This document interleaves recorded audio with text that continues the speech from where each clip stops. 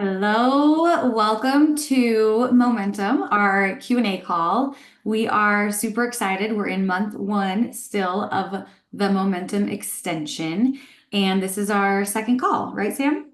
Like we're on number two, right? So we're about halfway through the month, and I don't know about anyone else. I'm doing this fat loss phase with all of you right now, and I feel like the last 2 weeks, it's been like halfway through and just I think the novelty has worn off and it's just like all the chaos of real life hit me personally in the last 2 weeks. And so we're kind of in between holidays, right? Coming off of the chaos of Halloween. We have 2 weeks. How long till? Yeah, about like 2.5 weeks until Thanksgiving. And then another 4 weeks after that until Christmas. And so I know for myself personally, this week I have been kind of like refocusing on my goals, rethinking through like, okay, where am I kind of falling off a little bit, maybe not being as diligent as I was in month one, and where can I kind of tighten things up again? Because usually at this stage, we're kind of teetering in that like almost plateauing range where we may need to bring calorie intake down. And for me, if I just recommit to making sure I'm tracking everything, making sure I'm getting adequate protein in, making sure I'm not overdoing it on like stress and underdoing it on sleep. And if I am diligent with those things, I don't usually need to make a huge calorie drop to continue to see progress. And so that has been my refocus this week is just like all right, we're gonna maintain the last week or two. I have been a little bit more lax on things, and with being further into a calorie deficit, that laxity, is that the right way to say that? Has caused me to more maintain, right? Versus continuing to see like more linear progress. And so I'm recommitted and back to like really making sure I'm not guesstimating things, I'm tracking things, I'm really prioritizing veggies, which are harder to do this time of year. There's just not as much fresh produce available. The days are shorter, which makes me not really want as much produce. I want more comfort foods. And so just recommitting to that, like figuring out, okay, what vegetables do sound good right now? For me, some easy things that I've been throwing into dishes that are really great for adding a lot of volume and not like super hard for me to eat are things like zucchini. Zucchini is one I will just chop up like a whole zucchini every time I make eggs almost. An entire zucchini really fills me up and it's minimal calories. Same with a couple handfuls of spinach. I love to add mushrooms as well, also very low calorie, and add some kind of like depth to my food and volume to my meals. And so bell peppers are one I'll add as well. So just coming back to, okay, am I getting enough sleep? Am I mitigating stress? Am I really continuing to prioritize vegetable intake? Am I taking a veggies on the go when I have carpool? Am I making sure to get protein? And then beyond that, am I getting like protein from whole foods, or is it coming more from protein bars or protein shakes? Because that will make a huge difference on how hunger is as well. So all of those things just kind of, I think when you get like halfway through a fat loss phase, it's easy to get a little bit more complacent and think you're still doing all the things, but in reality, you're kind of guesstimating on things and rounding down.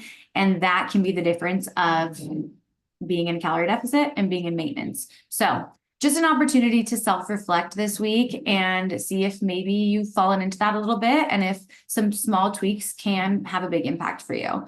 So I wanted to talk about that.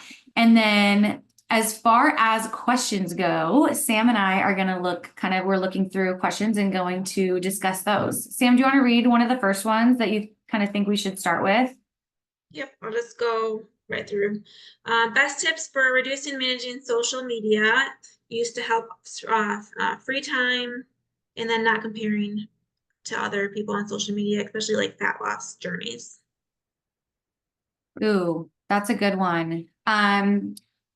So, I mean, we might be different on this, Sam, but I think for me personally, some things that I have done lately are, well, one, always delete any accounts that leave me feeling less than, like, don't follow them. Like, you get to subscribe to what you want to subscribe to. And Actually had unrelated, I had a recent experience with this.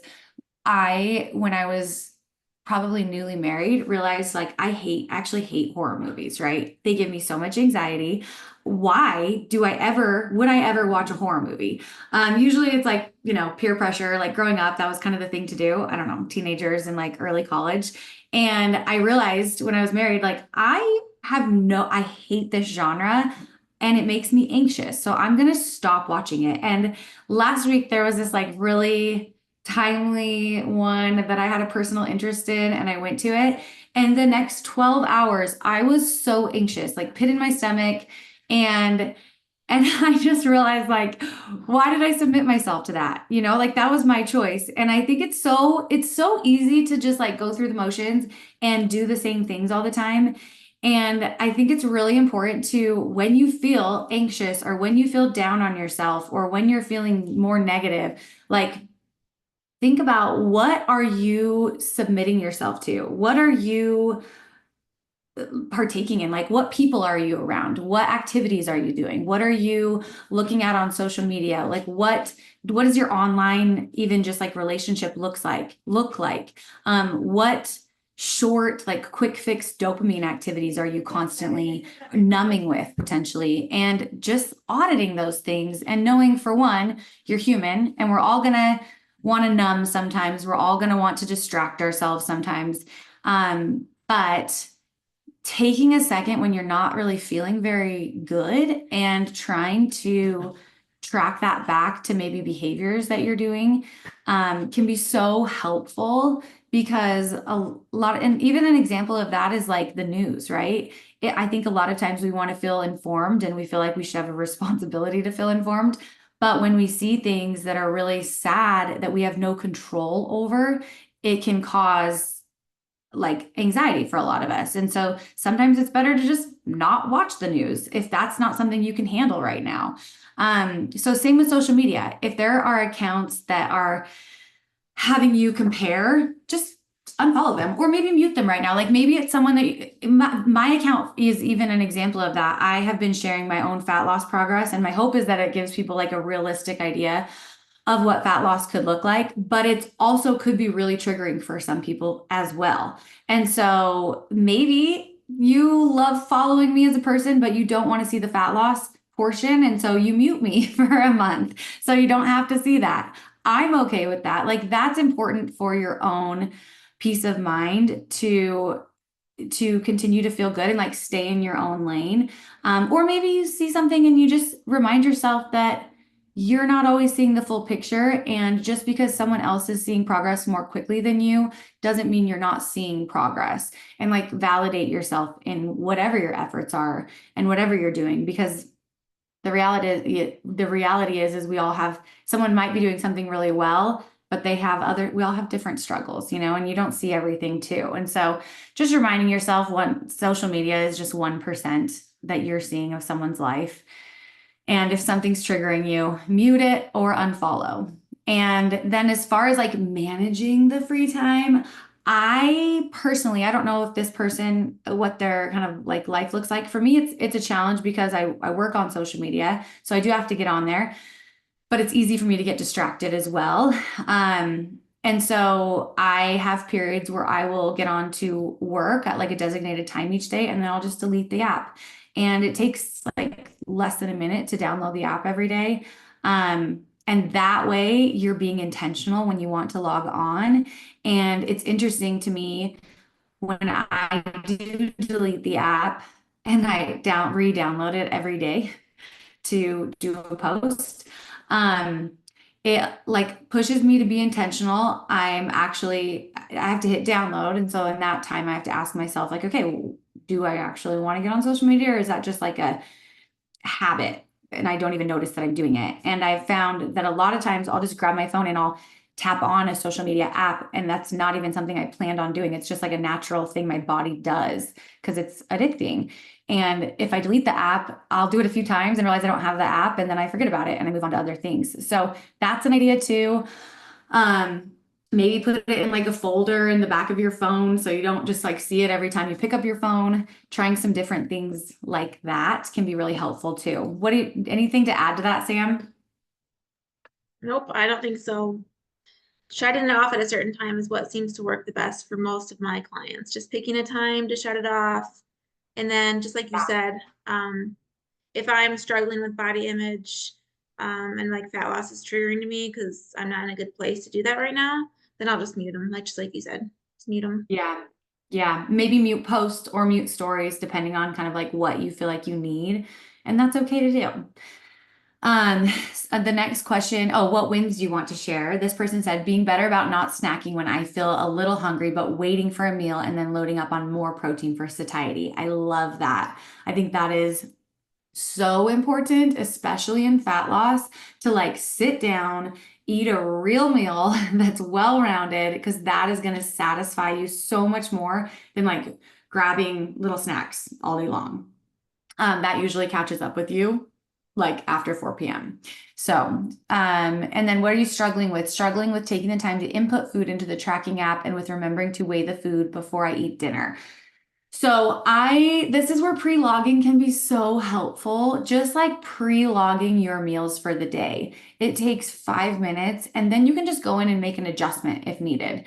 Maybe you have a little bit more of something. Maybe you swap one of those ingredients for something else. An adjustment is much easier to make on the fly than like putting the whole meal in. And it is easy to forget things if you do that. And then as far as weighing the food you eat before dinner, I will usually have my scale on my counter, and as I'm like serving my food up, I just have my plate on the scale and I just hit tear like maybe I'll load up the chicken. I'll log, okay, that's 150 grams of protein or 150 grams of chicken. That's usually what I will do, is kind of the same numbers. And so down or even log it in the moment because I can remember that because it's pretty standard for me. And then I'll hit tear and then I'll load 100 grams of potatoes. That's also pretty standard for me. So I hit tear and then I'll load whatever it is for my veggies or my sauces. And just keeping my plate on the scale can be really helpful for remembering to weigh things out. And then if you know that you're not going to be able to remember that, you could always just have like a sticky note and just write it down. And then set it aside and then log that like after you're done with the kitchen cleanup and like before you maybe put kids to bed or whatever, and maybe just kind of see where you're at and if you need anything more for the day. Any tips for you, Sam, on like weighing food before dinner? Do you have anything you do differently? I mean, I pre-log. I live by pre-logging. I just do it the night before. And if I have to make any quick adjustments, then that's what I do.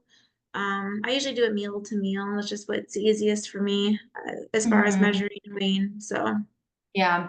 I've been trying to incorporate more, like I've been trying to cook a little bit more for my family lately, and I love Lily Eats and Tells recipes, but macro friendly foods also is the same. So I will just pre-log Lily Eats and Tells whatever meal I'm gonna make. And the nice thing about hers is it's preloaded into my Fitness Pal.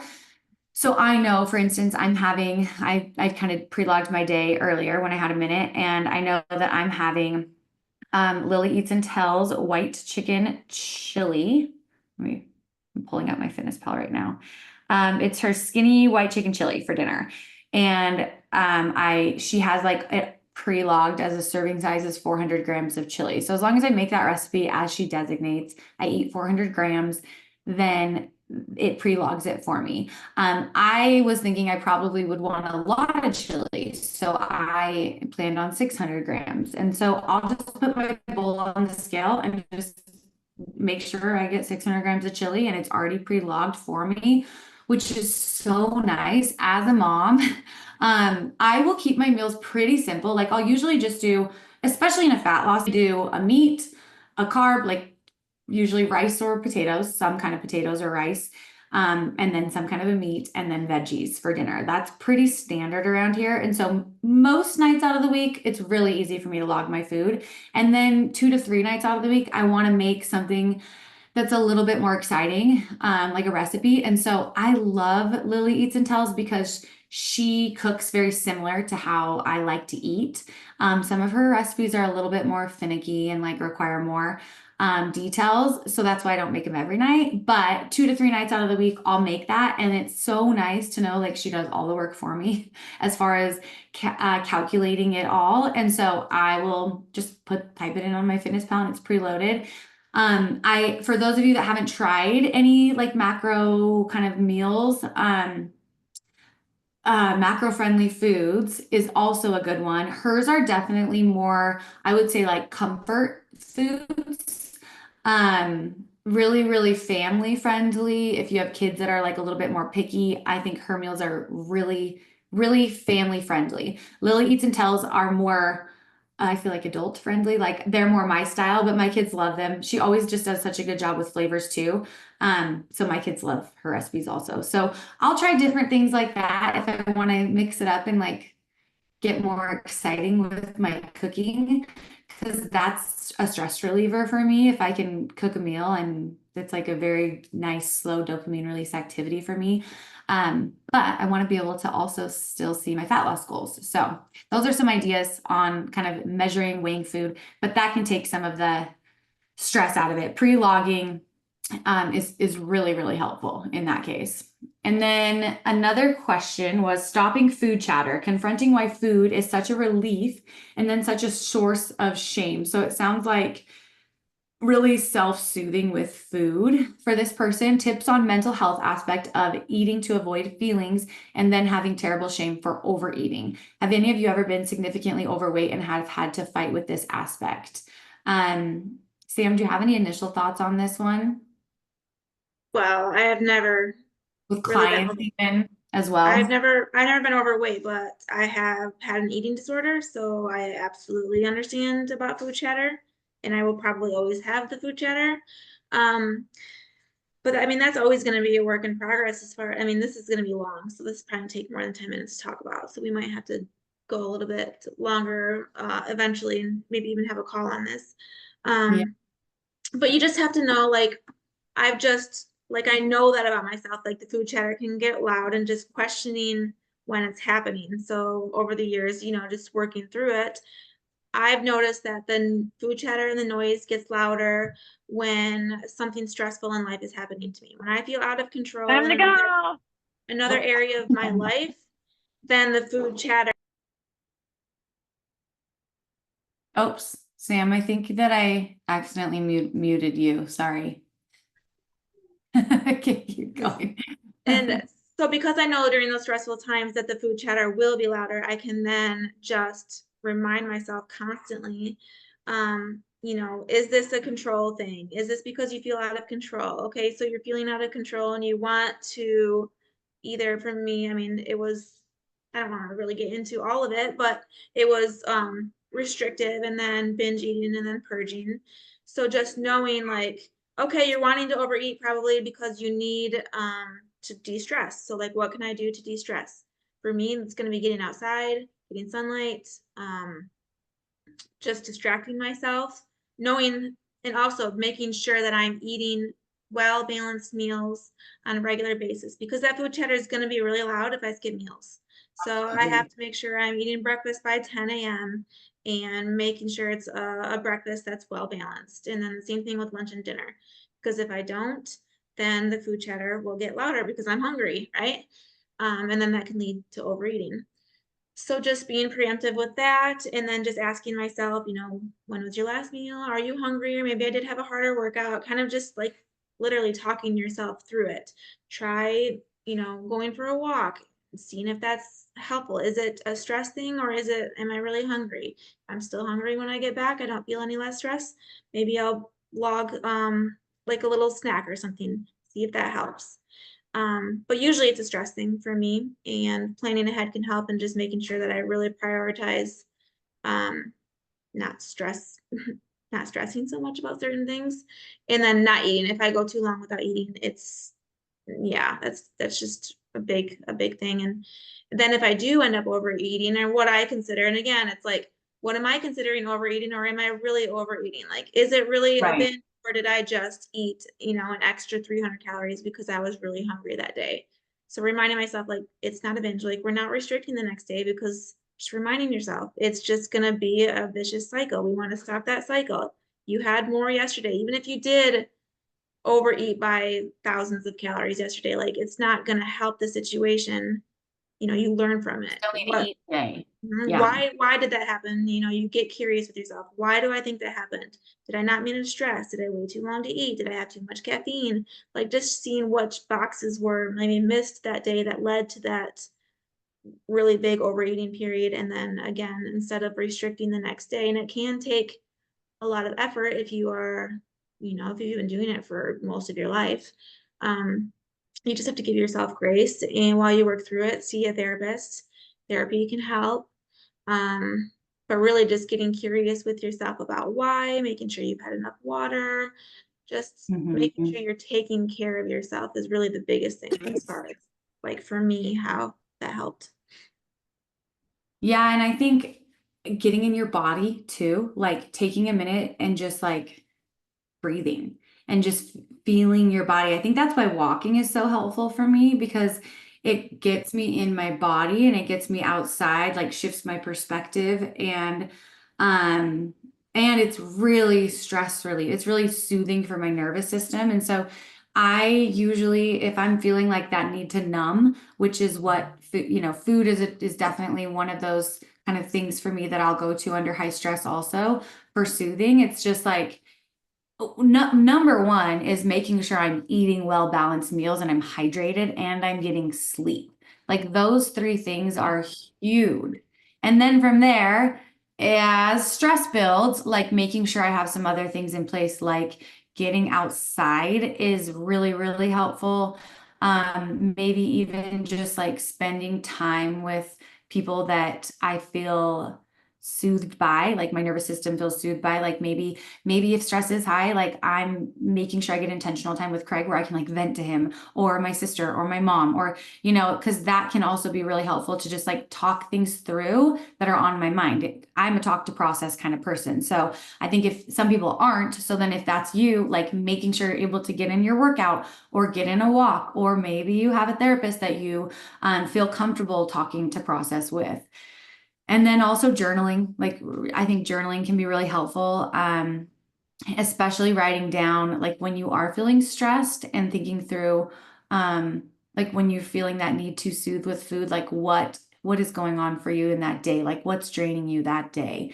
And as you start to kind of pay attention to the things that are charging you daily and draining you daily, that can help you get more clear on how you want to live your life too, so that you can just have like a more peaceful nervous system as well. I think one activity I did for a period of time when life was really high stress for me was I would just write down before bed or in the morning three things that charged me for that day and three things that drained me. And it could be simple, like that phone call I had with a certain friend, like I felt drained by that. The meal I had, I felt drained by, or the activity I did, I felt really charged by. And just like writing down and just after a few days, not a ton happens, but after a month, or 2 months, you start to really notice a trend on like what is constantly draining you in your life. There's usually a theme, and same with charges. And so I started to set better boundaries for myself as I noticed like reoccurring drains, and then start to seek after the things that charged me more and just know I needed to include those. And so I think just knowing like we're all human and and also it's not all or nothing. Like you're gonna soothe with food. Like everyone soothes with food. But when it gets out of control, these are all the tools that you have to come back and then also know that you're human. Like so it's as long as you're moving the needle in the direction you want and like making it small improvements, like that's all you can really ask for is just improvements. So we have some other questions. And we have time to answer one more real quick. There was one about the But macro we'll consult answer, that you can quickly do. yes, we'll answer the rest on the group this week. So what does your macro consultation include? I wanted to continue in a deficit in the next year. Just wondering if that would be the best option for me. Is a coach available for occasional questions, reevaluation of macros if I stop breastfeeding in that window, any check-ins, or is it completely hands off if you're given your macros for the month?